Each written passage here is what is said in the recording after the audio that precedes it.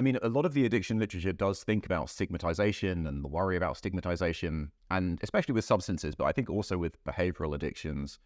There is an implication here that, to me, I understand addicts differently because I have an evolutionary perspective.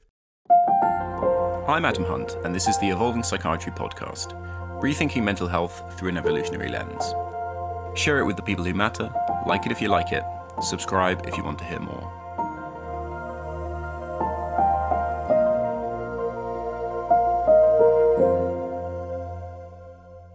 Dr. Giuseppe Pierpaolo Merola is an Italian psychiatrist and researcher currently practicing at San Donato Arezzo Hospital and serving as a visiting researcher at King's College London. His work focuses on genetics and evolutionary psychiatry, and he's also written a kind of general audience science book, Il paradosso della schizophrenia, and he's the author and co-author on multiple scientific papers. I've been personally collaborating with Pierpaolo for some years now, and today we are here to discuss our paper, which is titled Evolutionary Perspectives on Substance and Behavioural Addictions, Distinct and Shared Pathways to Understanding, Prediction and Prevention. And today we're concentrating on behavioural addictions. There will be a separate later episode with another co-author on the paper, Tom Carpenter, on substance addictions. Pierpaolo, thank you for coming on the podcast. No, thank you for inviting me. It was a pleasure to cooperate on the paper, and let's hope that it gets cited a lot. and today we can discuss the implications. I'm very happy to be here. I was at a Halloween party last night, and people actually mentioned they've read the paper, they know the paper, so they like it. Yeah, I think it genuinely is the best recent review of evolutionary perspectives on addiction generally, and it does link all of these addictions together. So if you're interested in the evolution of addictions, it is the one resource you should use. Every other resource is the most updated. Yeah, and it's broader. Okay, but I think this is an important point because it is much broader, and no one else has looked at behavioral addictions from an evolutionary perspective, which is really strange to me because it's so obvious that we talk a lot about video game addiction and social media addiction and gambling, and yet no one had really gone into the kind of evolutionary perspectives on why. So yeah, I think it might just be useful to start by just saying what addiction is. And I know you've worked, you're a practicing psychiatrist, right? So you've worked with people with addictions. So I'll hand over to you for your perspective on what addictions are like to treat. First of all, I will preface by saying that like most psychiatrists working in general psychiatry, I mainly interact with people who have substance addictions. This is because behavioral addictions very rarely come to mental health practice, come to attention of a doctor. It's a very rare situation. Sometimes gambling is a bit it's a bit easier to get in touch with, but others it's extremely hard to have clinical connections. So basically, I worked quite a bit with alcohol addictions, with people who suffered from chronic alcohol abuse. And basically, from a clinical perspective, I would say that the first thing that I would like to say about addictions is that they are often described as one issue. So you have addiction, substance, being addicted to a substance, and that's it. And whereas, in my opinion, in the opinion of many clinicians, addictions often can be broken down in different categories. There are a lot of reasons why people get addicted to substances, even though some of the mechanisms are shared. Ultimately, there is the physiological, neurobiological part where your brain, to simplify, cannot function properly without the substance or behavior. Okay, but the reason why people begin these kind of behaviors or substances is varied. I don't know.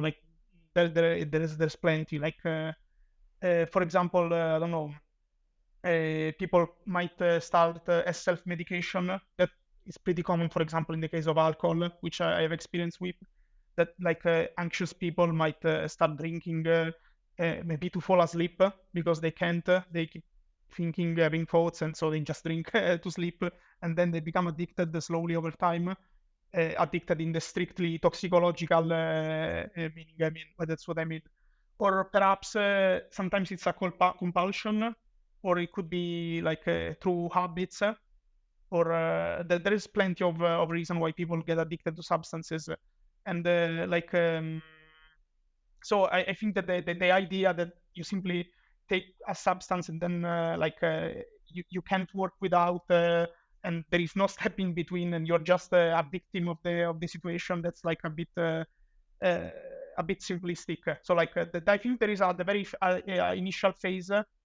In most people have actual reason, whether they recognize it or not, for which they begin the behavioral substance.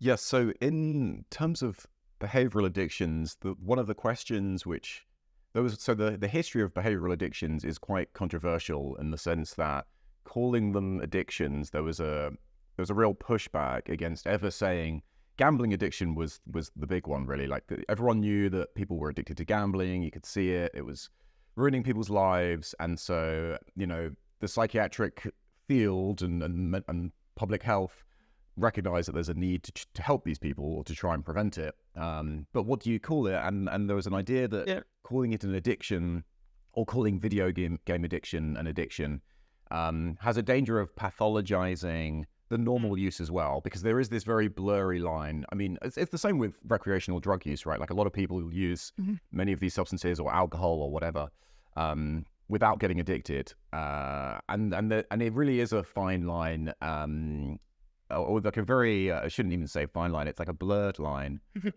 between where the normal use is and the disordered use is. One of the interesting things from an evolutionary perspective is that almost all of these substances, maybe with the exception of alcohol particularly, but almost all of these substances and behaviors are quite novel. Like we didn't have video games in our evolutionary past. We didn't have heroin. We didn't have social media. So to some extent, everyone who's engaging in any use of these acts like substances or behaviors is doing something evolutionarily novel. And from like a clinical perspective, you just want to be able to find the people who really need help and say, well, these are people who are addicted. And usually so in the end, the reason that behavioral addictions were kind of justified as being called addictions is because they did meet these kind of classic criteria of interfering. Yeah, dysfunction. Interfere massively interfering in your life. You get tolerant to it, you feel withdrawal, you become obsessed with a thing, you try and quit the thing and you can't. And that's the same across, social media and gambling and heroin. So there are these kind of, it affects your life and you can't stop. And it's harmful, and we can see it's harmful. So that's sort of what defines addiction. In terms of gambling, so we went through 4 core behavioral addictions in the paper: gambling, gaming, social media, and sex and pornography. So I thought it would just be good to kind of quickly run through each of them and what the evolutionary perspective on each of them is. So gambling, I mean, you said that you might sometimes see gambling in the clinic. Yeah. Could you give us a little... Yeah, gambling is, I would say that among the 4 behaviors that we discussed, I would say that the ones that are more classically, I mean, of course, the whole thing that I said earlier just concerns addiction in general. Like behavioral addictions have an even more problematic definition, as you introduced. Basically, gambling and I would say, and the sex, pornography, well, more sex than pornography, is closer to like a classical clinical practice, let's say. Like, for example, I don't know, I'm thinking about the whole issue with sex addiction dates back to the early psychodynamic days, basically. So like Freud, it's like common topics. But gambling, I would say, is an issue that among the general population is more often recognized as a medical problem sometimes. Not always, but, whereas, I don't know, like video game addiction is absolutely not recognized as a medical problem, for example, among people, like even among clinicians, honestly, like who maybe are not updated with these definitions. So, right. Yeah. So what was the question again? Yeah, about gambling. What's my impression? Yes, just I mean, you see gambling. Do you want to just go through what gambling is and why it's, what it Okay. looks like? So basically, the definition of gambling is basically of gambling abuse disorder. Let's say is basically the continuous search for gambling opportunities that goes on to interfere social work-life balance or it goes to interfere other area of functioning of the individual, like I don't know, relationships, the economical side and stuff. So basically, often due to the fact that people don't recognize it fully as a disorder, it arrives to the psychiatrist in a chronic state. Like very very bad conditions. Like it's very rare that you can get early gambling addict. Let's say. Like generally, you find a person who's been addicted to gambling for like 30 years, and so it's often very hard to tackle because of this. And also it's very hard to get a understanding of what the disorder really is. I think because what I was telling you earlier, that like basically as they go on, both substance and behavioral addictions develop this kind of compulsive nature, whereas the person gets so normalized with the behavior that maybe the person can't even imagine not doing that. Maybe all of his friends are within that kind of social circle. Like I remember this patient who told me that basically all of his friends were gambling addicts as well. They all knew that it was like a bad habit, harmful, and they just kept going because that's what they knew. Right. So like I imagine that in the early phase, this person might have a completely different like description of his issue.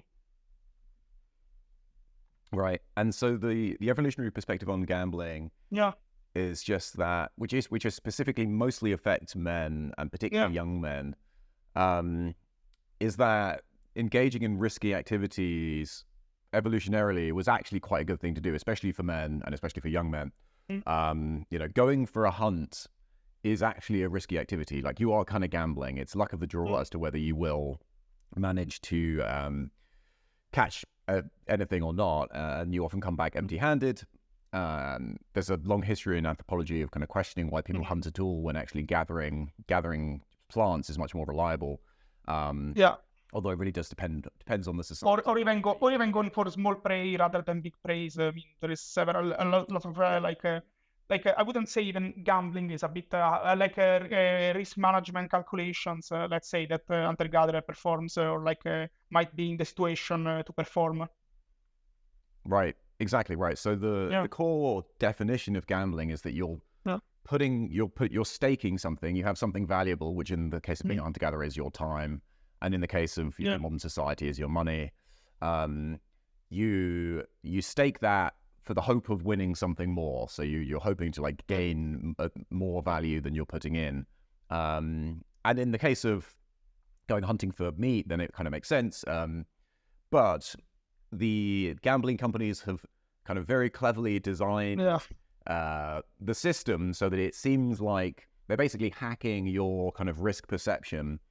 And you do occasionally get payouts, like you have to have payouts, and you occasionally get these big wins, and you can see that there's this giant win that could happen, and you hear about other people getting massive wins. But at the end of the day, the house always wins. The odds are designed in such a way that you won't actually win if you keep repeatedly playing it. But it is kind of close enough. Somehow it hacks our evolved psychology to make us just think that the risk is worth it. Which I mean, it makes sense also because some psychological profiles are more likely to gamble than others, both widely recognized in the scientific literature and also common sense. I mean, impulsivity and low conscience. I can't pronounce that. The one of the big 5 items from I can't remember. Conscientiousness. That's how you pronounce. But low that. Basically, so that there is this kind of traits that are often associated. This also connects back to the Del Giudices, and not only, but some of the theories about life history strategy, right?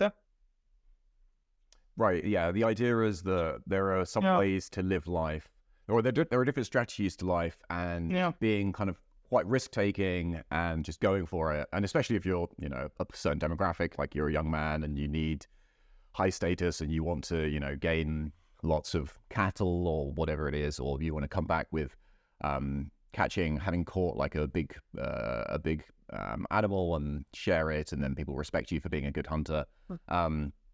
So yes, it makes sense that we are happy to take risks, and that we sort of have this calculation. We have a very crude, evolved mechanism to like kind of know when there's risky activities, and whether the payoff is gonna be worth it.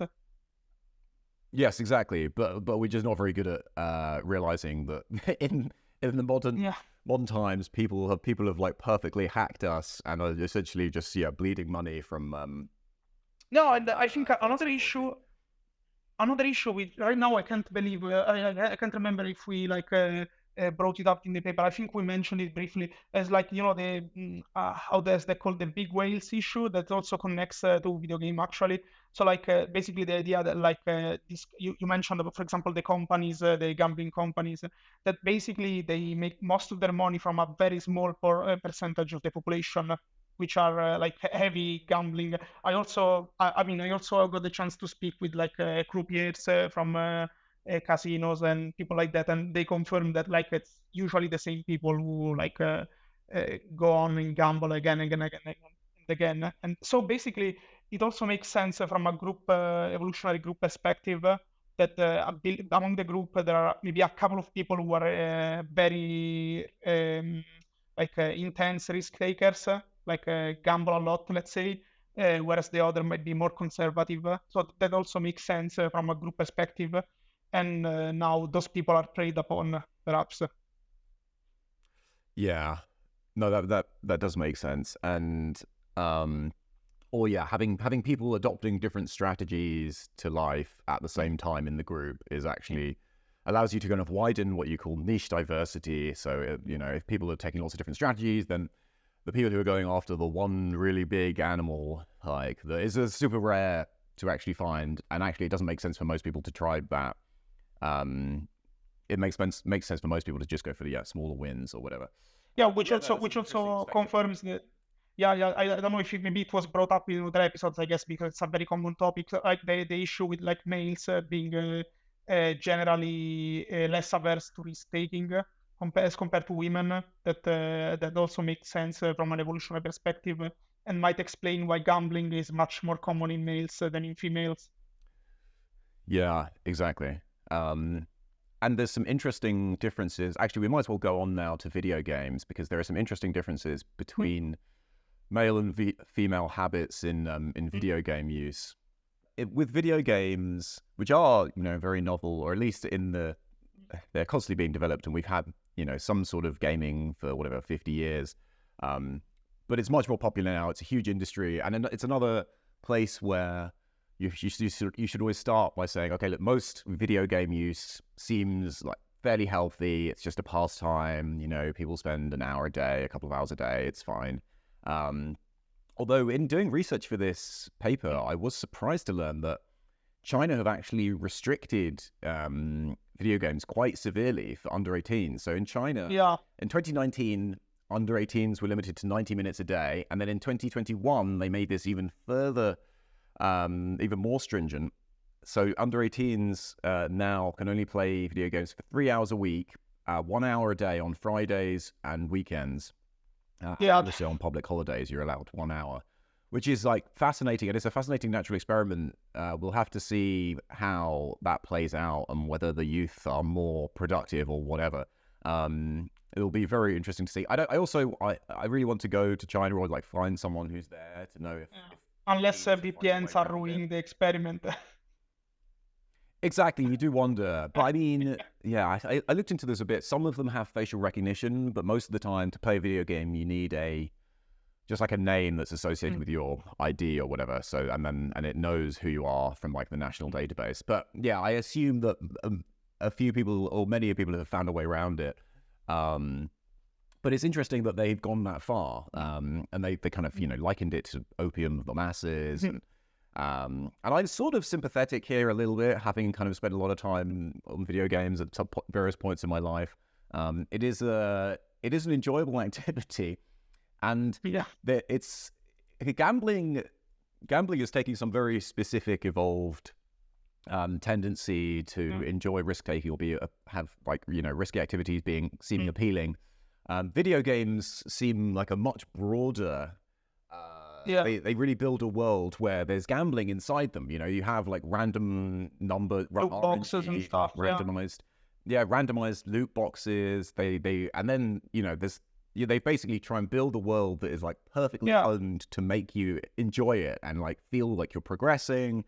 You have in fact, go on. Yeah, this connects to how I introduced that's why I mentioned this at the beginning, the idea that like addictions, the craving. Let's speak about craving. The craving is made out of different components. So for example, I don't know, I can think regarding video games. I can't believe that I can't imagine I don't know, the completionist type video gamer might become addicted the same way as I don't know, the competitive player. It's a completely different approach. It's probably a different type of craving as well if he reaches the threshold of addiction. So yes, absolutely, and that's what we found. So the male-female difference in addiction to video games is that males are more likely to get addicted to strategy games, and females are more likely to get addicted to luck-based games, theoretically. And there are also, there are some games do just appeal to females more. Candy Crush is, like the aesthetics is meant to be female. They do really appeal to that. And then, these like high-risk, high-reward games, like battle royales, for instance, or shooting games are much more likely to be to have males be addicted to. Yeah, so also social expectation probably plays a role there as well, but it's a bit absolutely. But I think that more than focusing on the type of game, it could also be interesting to focus on the type of craving, because as I said, basically, you have the completionist, which are basically those kind of those kind of players who enjoy taking a game completely every nook and cranny, getting every trophy, every available achievement. They can spend hundreds of hours on a single video game to perform maybe even a very boring repetitive task just to get the positive flag on the thing. And this kind of craving is more akin to a compulsion behavior, perhaps. So it could be a different it could echo a different evolutionary function as opposed to I don't know, as I mentioned before, a competitive player who can't stop playing all day, an RTS, for example, a strategy game. I mean, it's still craving, it's still addiction, but is it the same evolutionary reason? Yeah, no, that's a really interesting point. We didn't mention this in the paper, right? But that is a super interesting point. I can totally see that, being very highly conscientious and perfectionist, there's a game for you where, as you say, you have all these achievements that you want to hit. But even the same game can be approached with different mindsets. So I think it pays to focus on the type of craving more than the type. But maybe it's nitpicky to mention this. But so I think it's interesting because video games, as you said, are very broad. So they can probably appeal to a wider variety of brain mind mechanisms that might trigger addiction. Right, exactly. I mean, they're just you design a virtual world, you can kind of create all sorts of stimuli which will appeal to different people. Very interesting. And video games, so there's been almost nothing written in evolutionary psychiatry about a couple of video game addictions. Yes, but in evolutionary psychology, yes, there is a book called Evolutionary Psychology and Digital Games, Digital Hunter-Gatherers. So if you're interested in this field, there is this volume, which is very good, and it has just 15 chapters or something like that, looking at the different ways in which games appeal to our evolved psychology, and, they can play on your status. And there's also... You have these... Can I also cite a very interesting references? I remember reading on Scholarpedia, which I don't know, it's like a Wikipedia for free articles, a very interesting project. It's there is an article on the hunter-gatherers and play, which I think is also relevant to the topic, which is very well written. Okay, so the hunter-gatherer version of gaming, Yeah. and playing. I mean, I said that a couple of the articles do look at where play fits into our like society and our psychology, and playing together and occupying these game worlds is obviously very common and natural. And in gaming we can actually just create the world and allow people to play in that way. So the way that so gaming generally just whatever it can appeal to all sorts of different status mechanisms, or the desire for altruism or to be recognized or to progress. And in terms of the harms, it's an interesting one. So as you said, psychiatrists don't really recognize video game addiction. It is in the ICD now, the International Classification for Diseases. There is a video game disorder or something like that. No, yeah. But what I mean is that let's put it this way. It's not like the average psychiatrist. They probably, if when asked, they would probably say could be an issue, but it's not something that is actually screened for. For example, it's not something, and even worse, the general population doesn't recognize it as a disorder. So a psychiatrist can only evaluate what he sees. So often we have to remember that what the psychiatrist see is not the general population. It's a specific section that actually seeks help. So a lot of the issues that you might read on scientific literature are not, the psychiatrists, they don't even see it. And so by circular reasoning, they might even believe that those are non-issues. Right. I actually know Dan Stein, who's a psychiatrist he's a South African psychiatrist who's an evolutionary psychiatrist as well. How is it called again? The group, Dan Stein. He was part of the group that helped devise the criteria for the gaming disorder. And the reason they put it together, I talked to him about it, and the reason they put it together was because they were seeing, especially actually parents, coming to psychiatrists and saying, hey, my kid is in their room for 14 hours a day gaming. And obviously the kid doesn't think it's a problem. Mostly it's young men. But they wanted some way for there to be kind of a clinical support or a formal diagnosis. And this is what, a lot of these diagnoses are there for, is, you see a problem, and once it gets to a sufficient level and you need to start, having insurance deal with it, or, putting something on the NHS to help people, whatever it is. You need a criteria. So basically there were a few of these people, and mostly it wasn't the person themselves coming and saying, oh, I have a video game addiction. It was, a parent who... Yeah, as is common for many addictions at the end of the day, both substance and behavioral. Yeah. It's just the norm, basically. Right. And this is an interesting point. The odd thing about addictions in the comparison to most of the rest of psychiatry is that it's about positive emotions more than negative emotions. Almost all of the disorders we look at are harm. We see, oh no, this person is really struggling. Whereas, the evolutionary perspective on addictions is oh, you're seeking too much positive stuff. Your positive affect is really being kind of hacked here, which is quite unusual in psychiatry, and it's maybe also one of the reasons why.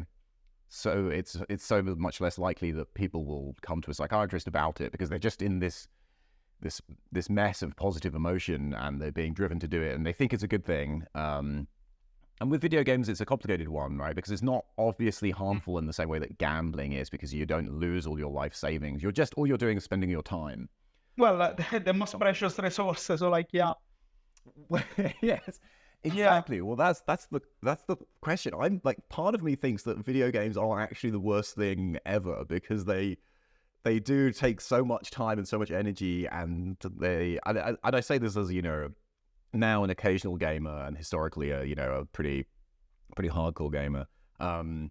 There is an opportunity cost there that you don't really notice. You don't know what else you'd be doing with your time if you weren't there for 3 hours a day or 5 hours a day or whatever. And if you play I don't know. your life, I think it's complicated because I mean everybody has hobbies. So like at some point, I don't know. I think that there are a minority of cases where everybody would agree that the video game became an issue. Like now I don't mean to be like let's take a random nationality like Korea. For example, let's say like a random Korean guy who plays a game for like 16 hours a day. It's like no, I just say that like just explain the audience that it's like it's a very common joke like among gamers that like South Korean people really love video games, so that's why. So if you were to spend like 16-20 hours a day and barely sleep, that everybody would understand that that's an issue. 8 hours a day, right? Probably it's an issue. Depends. Like I don't know, if you are if you are young, summer, and you don't have any school, maybe perhaps it's but they're like it's very complicated. In fact, to guess. Probably one of the most reliable criteria would be like interference with other ways of life, like other areas of life. Like I don't know, like if you don't have any friend, you go poorly at school. That's like But the problem is that, like, by definition, it's sort of interfering with your life. I mean, okay, every activity you do, every moment you I think is like interfering with other things. You have this opportunity cost, like the horror, the anguish of realizing the possibilities in front of you and how you have to pick what to do with your time has really like hit me at some points, and also what to do with your money. And we have so much free choice. Our life is so unbelievably flexible in comparison to what it was ancestrally. It's an empirical question fundamentally. I don't know if you run randomized controlled interventions on gamers, take 1,000 gamers, financially incentivize them to just not game for a year, and then see how they're doing and see if they actually like it. I don't know. I think my rule of thumb for an activity to be sustainable in the long run, like broadly speaking, is like is check the social connections, because I think that's probably one of the most reliable indicators that something is going wrong, like in the long run.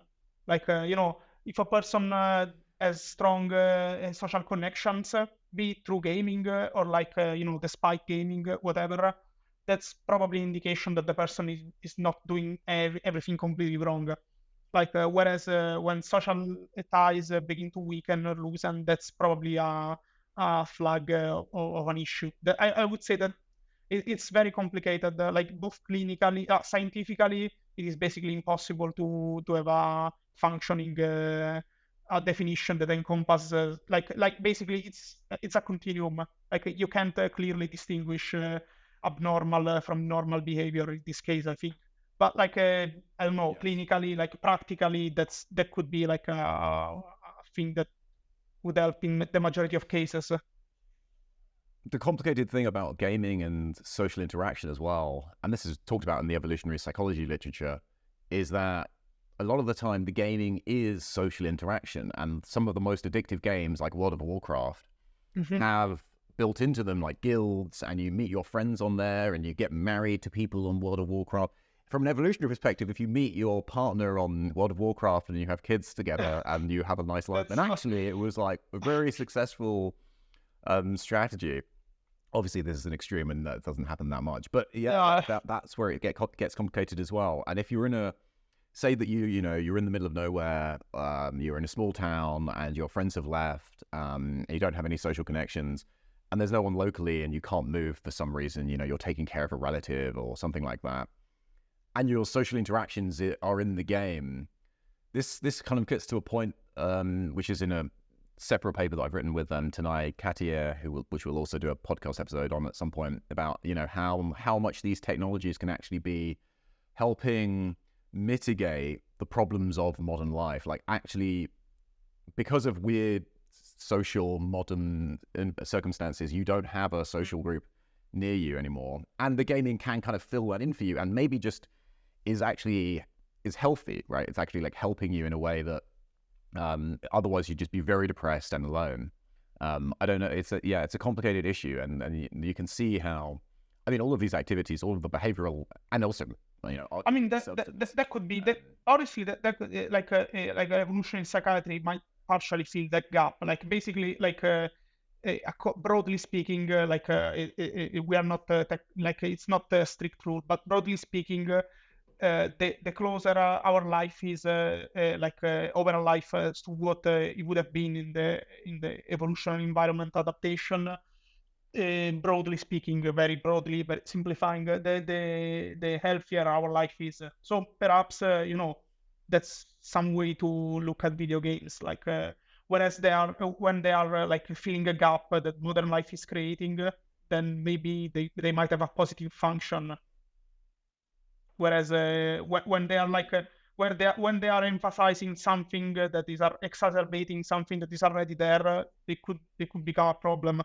Right, yeah, that's quite a nice sort of scientifically based way to distinguish, right? If to the extent to which it's renewing or mitigating or refilling this sort of gap in your life is like where it's healthy, and then if it's going too much, I mean, you could talk about there'll be a very clear way to say that, oh well, gambling is just bad because you're not actually doing anything useful. Or maybe, well, okay, some people gambling in like a social context on sports or something for fun is actually like, not costly at all. But I don't know, what's the evolutionary, well, yeah, no, but that's, no, you're getting hacked. You're still playing bad odds.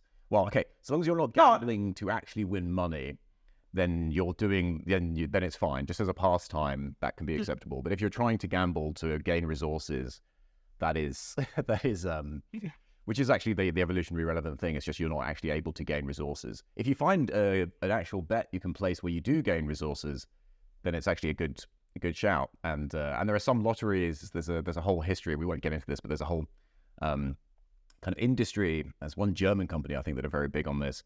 A few guys who have worked out that some lotteries have a higher expected return on investment than they do.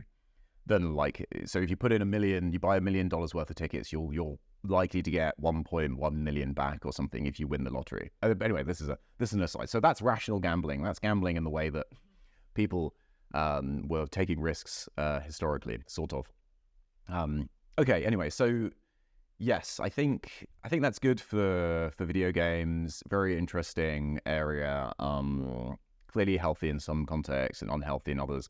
I think the complexity of the opportunity cost of spending time on the video games, or gaining status in a video game, like, would you be actually spending hours doing something which would gain you status in real life, or gain you value in real life if you weren't gaming? I don't know. No, it depends. But for example, let me bring this up. But then we can move to the other topic then.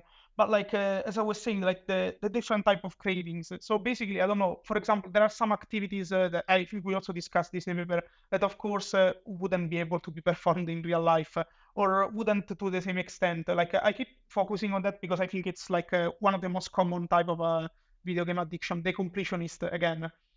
That's interesting because like technically it's an addiction, but it ends up being a manifestation of OCD to some level, like obsessive compulsive behavior or disorder. So like I don't know, for example, you get you can reach in some video games some level of order and control that you would never be able to have in real life.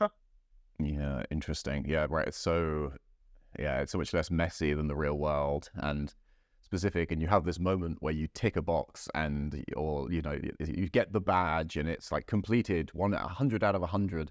Nothing in real life is ever like that. And actually this leads perfectly onto the discussion of social media, because in social media you have the like button and you can see the exact number of likes that you got, and it's much more like specific and kind of maybe sort of hacks our desire for social approval in a different way. Also, one of the most striking features of social media, though I think we were speaking with this with Adegan, if I'm not mistaken, like regarding the fact that it's one of the earliest technological adoption among hunter-gatherers who get in touch with a mobile phone. They start using social media, isn't that? Yeah, I don't know enough about the social media and hunter-gatherer data. I mean, it might be messy. No, I think I remember having this conversation with I think with Dagan, and like we were we discussed. He said that like whenever like hunter-gatherers find out about how mobile phone works, and like slowly because like I don't know, I'm guessing this was also discussed in another episode of the podcast, like the fact that the hunter-gatherers are progressively less and less living as their ancestral lifestyle. So basically, one of the first, the most interesting features of mobile phones is the social media. Actually, they start using Facebook. Right. Okay. Right. So on the social media point, which is maybe the one that, yeah, more than video games. I mean, video games, I remember people being worried about video game addiction 10, 15 years ago.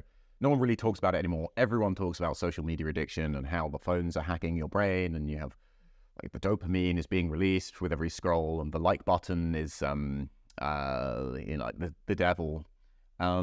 Which, yeah, it's interesting. There is a lot of when I teach students then, and I ask them, do they think social media is bad? They almost all say yes.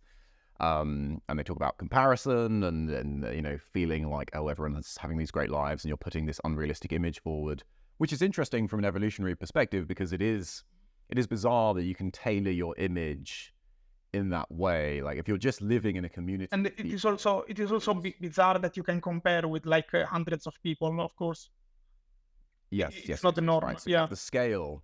Yeah. The scale of it is ridiculous. And yeah, so it's both qualitatively and quantitatively different in various ways.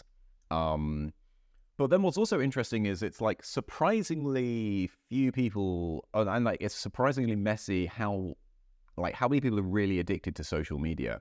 And a lot, in a class of whatever 25 students, there'll be a few who say, okay, my use is actually quite, yeah, it is pathological. I do spend much too much time on Instagram or whatever. But a lot of us aren't actually that addicted to it, probably because it's just, for whatever reason. So that's kind of interesting. And one of the things that came out in the review is that there are these kind of big surveys trying to find out how many people are addicted to social media. And it's really messy, and it really differs between countries. And so they'll ask questions about... Yeah, there is also probably... I'm also thinking there is probably the issue that also these surveys are probably provided through social media. So I'm guessing the sample is not... but like whether the sample is not probably... but yeah, whether there's an inherent limitation in these kind of studies. But yeah. Yeah, I mean, you'd have to dig into the details. I'm sure some of them aren't. I'm sure some of them are just like done in schools or whatever, or just in general population. But I was surprised. Well, so one of the big social media scales is called the Bergen Social Media Addiction Scale. It asks about excessive thinking about social media, urges to use social media, the use of social media to forget about personal problems, no success in cutting down, feeling restless if it's prohibited, and also it looks at like the negative impacts of using social media on work or education. So are you, spending all your time on Instagram rather than doing work? But when you conduct these surveys, they really vary between countries in ways that it's really messy to know. I mean, the prevalence estimates of social media addiction, kind of decided at some kind of cutoff on these scales, is from 0% to 82%, which is basically... because basically, the cutoff is like completely arbitrary. So that's like, expected. Right. So yeah, people are answering these questions very differently. Interestingly, collectivist societies, and especially in Asia, were apparently more likely to be to express addiction to social media. So the evolutionary perspective on social media addiction is just that, well, actually, evolutionary psychologists have likened it to kind of junk food. Social media is like the junk food of socializing. It's kind of giving you the thing that you crave, which is social interaction, but it's kind of offering this like wildly novel form of it, where you can monitor and interact with like so many more people. I mean, it's basically are on there, friends are on there. Well, it is basically like pleasing, let's say, the drive towards social interactions, while giving very little of the long-term, benefits of social interactions. Right. That's the interesting question, and that's where like social media. I don't know. 10 years ago, we used to think of social media as actually just really, really cool. Like you can actually keep in contact with people. You go to university and then you leave university and you go back to a different town and you move countries or whatever, and you've lost contact. But and historically, okay, you could try and call those people, but it's messy. Social media is actually a great way to maintain relationships over great distances, or over time, and so it clearly can, in the sort of way that you were referencing, it can sort of fill in this need for social interaction that is somewhat restricted in modern life because you just have to move to a job and actually you don't have your social network around you anymore. Yeah. But maybe you can just, virtually interact and it sort of helps. So maybe there's implications here for what like healthy social media use should be, which is, trying to maintain these relationships, versus, engaging with like in parasocial relationships. But I think that the point with social network is that like basically even there you have so many different ways that you can use them that would qualify. Like I don't know, for example, one of the use that you mentioned, keeping in touch with your inner social circle. That's one way, but lots of people use them also in different ways. Like I don't know, for example, now basically they became like also news providers. They became like a way to aggregate with people who you don't even know in real life, but maybe share interest, or like it's like or just something to do just to fill the void whenever you have like 10 minutes to spare or something. So basically that's right. I think the similar complexity as to what applies to video game, where basically you have this single thing and you can become addicted to it, but in so many different ways. So I mean, from the outside, the behavior is the same. Like you spend like 8 hours a day on the mobile, but maybe the cognitive process behind that is different. Like the ultimate reason why you are doing that is different. So there's also this. Right, it's a nuance, and I mean, different social medias have different effects, and of course, yeah. But, right, and I mean, there is this point which is fair, which is that the platforms aren't designed to replicate like a healthy, or to kind of give you a mentally healthy, stable life. They just want use. They want ad clicks, basically, or views. So the incentives are obviously a bit messed up there, and I can see why it is problematic. And maybe eventually we will have to try and step in as a government, but it's very complicated, and it's hard to think of a regulation that would not have massive costs, or be prohibitive in ways. And it's complicated. No, also I think that like even intervention from the top at limitations, I don't know, because basically the issue is not so much the platform, but the culture that develops around the platform. Because I mean, the platform usually is very, very free. Like you can use it for whatever you want, but then most people use it the same way as anywhere else. So and so every different platform develops a culture around it. I don't know, Reddit has a completely different cultures as opposed to Instagram or Facebook or whatever. So even if you change it or the government intervenes or whatever, people living in this platform will still behave the same way. Yeah, it's huge and complex, and watch this space. We'll talk about this a lot more with Tanai Katia when he's on, because he's looking at social media use, and there's a team here in Cambridge who are looking at this specifically. It's complicated, but just to point out, so why does social media addiction exist? Well, because there are good evolutionary reasons to really care about all the things that social media does. Like, it's really important. Reputation. Creatures. Number one is reputation, I would say. Well, reputation and replication. I mean, like finding partners, maintaining, like flirting. A lot of people, DM on Instagram. Like it's sort of an informal dating. It does everything, you know, everything around your community. And community, we are communal creatures. We do require, or historically, we really required a community to interact with, to be part of, to survive. So, Yeah, I would say that I would say that probably the evolutionary drive is the same as with gossip.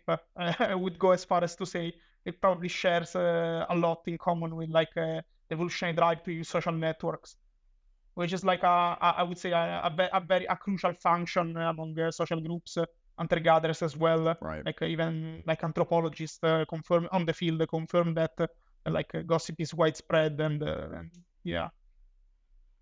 And everyone does sort of care about reputation management. One of the reasons that hunter-gatherers complain about gossip is just the idea that people are gossiping about you is very like, right? It's very you're very concerned. You're very concerned about your own image, but very happy to like constantly discuss everyone else all the time. So we're all both like afraid of gossip, but also love gossiping. Because for very good reason. Like we want people to talk and think about us positively. Obviously, we want to curate our social media to make us seem, you know, popular and attractive and healthy, and you know, like a person that you want to be part of their social network with. You know, you want to be like a person to collaborate with, or to communicate with, or to share with. So yeah, obviously, we want to very carefully control our image, and yeah, maybe that's bad. I don't. Yeah, I mean, it's obviously causing these sort of strange dynamics. Yes, but okay, right. Let's move on. Let's move on to the last one, which is sort of an interesting one, because it does have this long history, as you kind of mentioned earlier, sex and pornography addiction. There's an interesting moral dimension to the sex and pornography addiction question, which is that, you know, norms around proper sexual activity are, you know, very strong, especially in some cultures. So one of the things that came out in the review was that if you ask people about whether they are addicted to pornography or sex, or if they have, you know, unhealthy amounts of sexual desire, a lot of especially in America, then they found that almost all of the answers are mediated through your culture of basically being religious or not. Like if you've grown up in a culture where you're told that pornography is bad and it's the devil, then you're much more likely to report that you have a problem with pornography, because any amount of pornography you've ever watched or thought about that is you know, you think of as a problem, but actually the use is not more frequent. So that's sort of interesting. So sexuality is moralized in a way which maybe social media is sort of moralized, but definitely not in the same way that sex and porn is. So yeah, I think that there is the ultimate evolutionary reason for that. I mean, so like I think that like the main reason why that is the case, basically that's like a whole bunch of moral inner and external moral regulation around sexual behavior and stuff has to do with probably I can find the English word. So like basically with with incest regulation and stuff. So like now I can find the genetic word for that. Taboo. So like no, the genetic word, like the regulating the amount of inbreeding. Yeah, inbreeding. That's it. So like because like I think that potentially could have been a massive problem in hunter-gatherers context, like inbreeding, because like so like I remember reading a paper that made this study on a very remote Swiss village, so like a few hundreds people, something like that. And they calculated genetically the rate of inbreeding, and they found that unsurprisingly that is much lower than the mathematical mathematical rate that should have been. And the only conclusion is that like basically basic social norms that prevents sexual activities limits them in some way, especially across within the same family. So these kind of rules can dramatically decrease inbreeding to a point where even a small group can have a functioning genetic pool, let's say. So that I think that plays a big part in why like sexual behavior is heavily moralized and regulated by society at large. And also male violence, competition over access to females is, very strong. And if you look at primates, like our closest relatives, most of them... Yeah, silverback gorillas, yeah. Yeah, or chimpanzees, they're just fighting to become the alpha or to have a harem. And, I remember. No, it gets even worse. I remember reading this paper, this literature about gorillas that said that basically these species of gorilla never had any violent interaction, and so like the assumption is that they are very peaceful, whereas the opposite is actually true. That basically they live males live far away from each other, because whenever they see each other, they just maul, they attack themselves to death. So basically over females. So yeah, so basically across primates, we are probably on the peaceful side. So which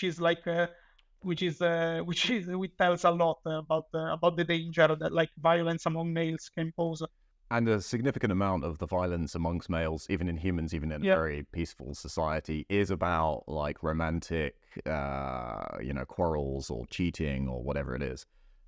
It's a classic reason for fights in bars or whatever it is, so there is that aspect to it. So the reason to have norms about who you can have relationships with is obviously, deep in culture and universal. There's always fairly strong norms about who you can marry and when you can marry and how you can marry. And so yes, that's interesting. And then, so one of the big questions is why are more of us not completely addicted to sex and porn? Because, it's such an important part of reproductive success and life that it's almost surprising that we aren't I don't know, because that addicted.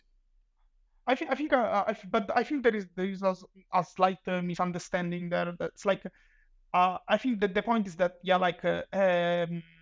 as animals, of course, we have a drive for sexual behaviors that's there, but it's not sex that is like the behavior that is actually rewarded, but it's reproduction. So like, in hunter-gatherers, it's not like you have infinite amounts of potential partners of the opposite sex to interact with, right? So like at some point there is a maximum of sexual behavior that you can exert, and after that it becomes useless, basically. Right. Yeah, so interesting. And this is relevant to one of the things that's noticed in the sex addiction research, which is that often sex addiction is found not just because you're having lots of sex, but because you're engaging in evolutionarily novel circumstances like using prostitution, having cyber sex, being addicted to pornography. And suddenly, we can spend 8 hours a day in sexual activity, which, as you say, it's completely impossible to have done from in the evolution. No, also both impossible and useless. Because like I don't know how many partners can you have access to. Well, for a man, yeah. Well, exactly. Yeah, I don't know. Like, yeah, not that. I mean, no, even for a man at the end of the day. Yeah, because like no. But even how many people do you have? I mean, probably like it's very hardly debated among anthropologists. But basically, the amount of people that you, as an hunter-gatherer in Paleolithic, for example, you might interact with. Is counted in the lower hundreds, I guess. So like within your whole life. Yeah. So like exclude age-related constraints, family, people who you share familiar bonds with. It doesn't leave that many people probably. I've seen estimates that it's that like a typical hunter-gatherer throughout their whole life would be exposed to about 20 to 30 people who would be, of the opposite sex and of the demographic which they can actually have as a partner. So you have 20 or 30 people you meet in your entire life, and that's your entire mating pool, basically, which is interesting. So I want to bring this up. Dating apps are an interesting one, and and everyone kind of complains about them. Well, not everyone, but the question is that seems to be hacking our, not exactly sex and pornography addiction, but it's hacking our desire to find relationships or find partners. So yes, the dating app, is it should you only ever be allowed 20 to 30 matches in your life to replicate the hunter-gatherer environment? Yeah. I don't know. That's a complicated, I guess, because basically, like, my understanding, it's a very complicated subject. So I might say very wrong. I might say very wrong facts that maybe are outdated. So like, I understand fully the complexity. So like, my understanding of anthropological data on this is that basically the most common, it varies widely between cultures, but the most common relationship method among hunter-gatherers is basically multiple monogamic, like a monogamous long-term relationship. So basically you stay like, I don't know, 4 or 5 years with a person monogamously, then you drop the person, there is another one, and that's it. And basically that's the most common way that like a relationship work among hunter-gatherer.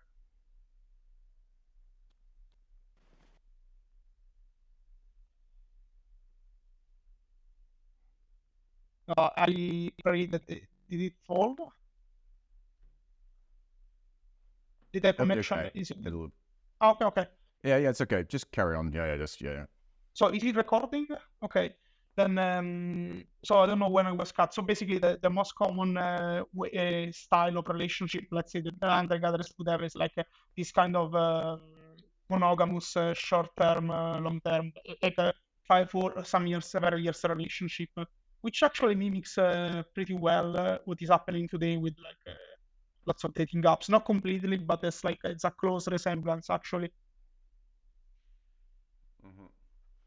Yeah, interesting. Okay, so the point on I don't think sex addiction is even that like complicated to think about from an evolutionary perspective. Like everyone recognizes that, sex is sex. You need sex to have children. Children are important from an evolutionary perspective.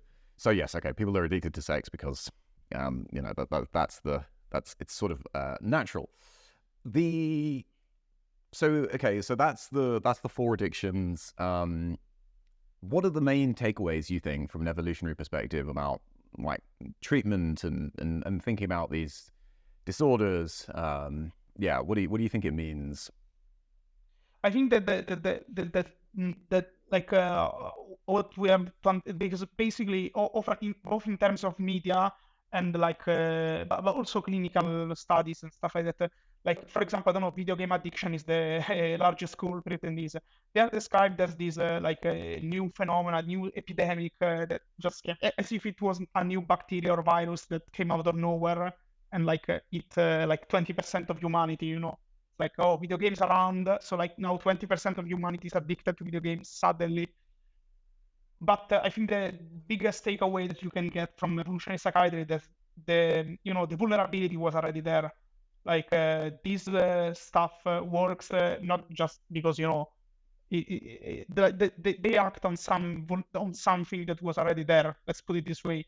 So like they don't come out of nowhere.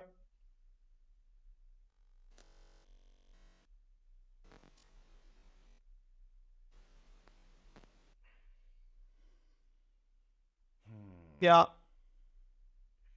Sorry.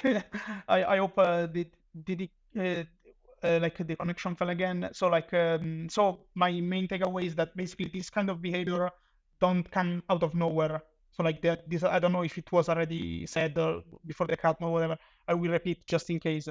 So like that basically like psychiatry and but I mean the society like they react to this kind of stuff as if it's some new epidemic that comes out of nowhere. Like whereas I don't think that's the best way to frame it.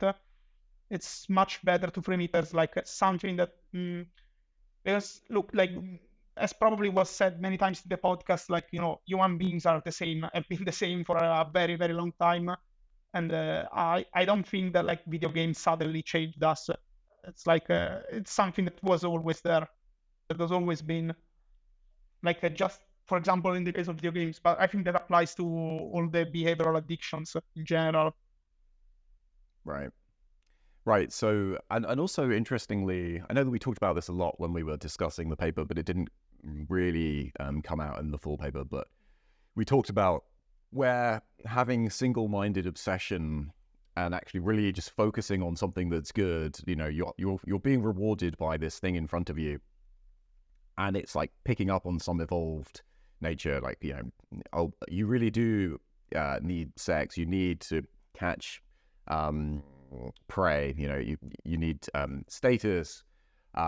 So like the idea that, certain personalities, as we've just kind of discussed, might be more obsessive and sort of just like chasing this pleasure to the exclusion of everything else, could actually be quite an adaptive strategy, right? Like, it's not a bad thing necessarily to be single-minded, have like this extreme focus.